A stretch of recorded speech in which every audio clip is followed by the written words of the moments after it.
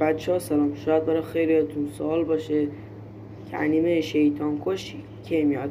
باید بگم که این انیمه داخل سینمای ژاپن اکران شده و توی که لحظه پخش یه نفر اومده و همش فیلم گرفته و الان به اشتراکش گذاشته.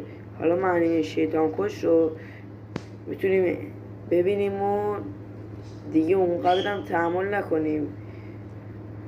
حالا تو منتظر چی هستی؟ اول من رو سابسکرایب کن، بعد برو انیمه رو کامل ببین.